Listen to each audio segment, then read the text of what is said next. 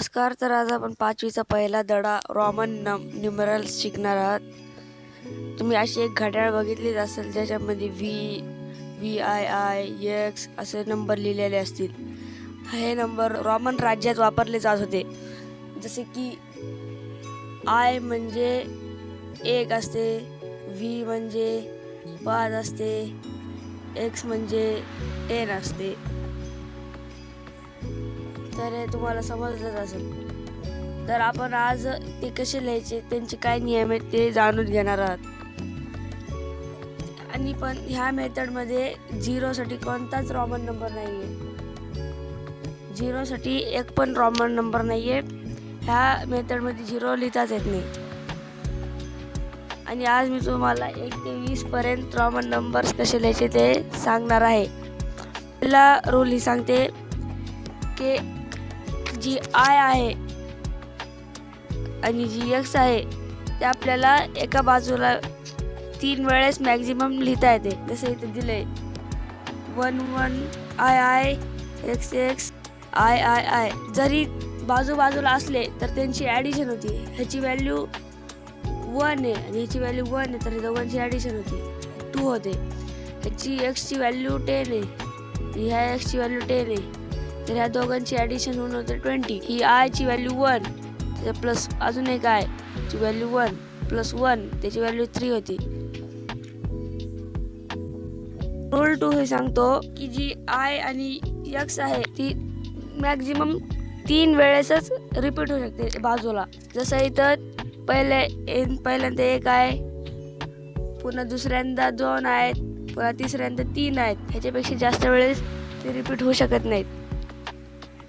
Rule 4 ही सांगतो when I is written on the left of V or X then its value is subtracted from the value of V or X. जर समजा आपल्याला 4 लिहायचं आहे तर आपण असं नाही लिहू शकणार 4 आहे, हे एकदम चूक आहे. आपल्याला ही नियम वापरावा लागणार आहे. इथं काय सांगितलंय, जर आपण 5 लिहिलं आणि त्याच्या लेफ्ट साईडला पण I लिहिलं तर त्याचं म्हणणे असं असते की 5 - 1 म्हणजे 4. ही झाला नियम 5 आणि 9 लिहिण्यासाठी. असंच 9 लिहू शकतात. 10 - 1 त्याची व्हॅल्यू होती 9.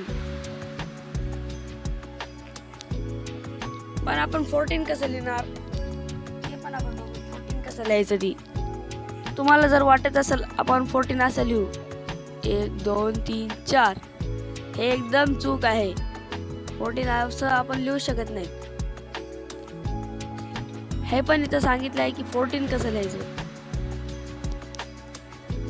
14 लिहिण्यासाठी 10 घ्यायचं, हे झाले 10.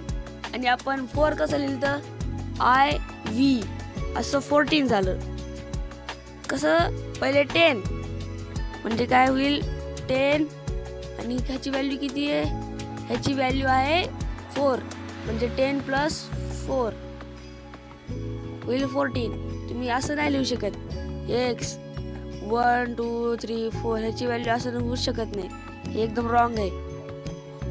आणि जर 19 जर लिहायचं असेल, 19 लिहिण्यासाठी पण हाच रूल वापरायचा.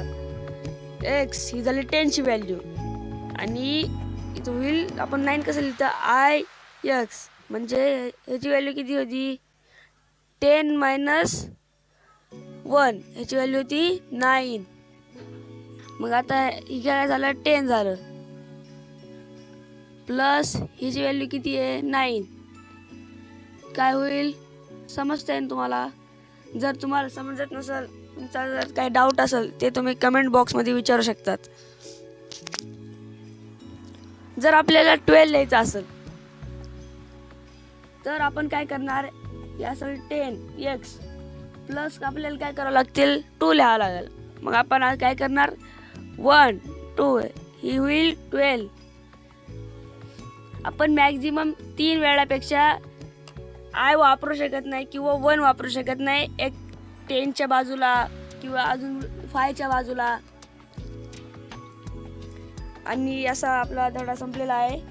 आणि मी अजून तुम्हाला सांगणार आहे की 1 ते 20 पर्यंत कसे रोमन नंबर्स लिहायचे ते पुढच्या प्रश्नात दिलेले आहेत.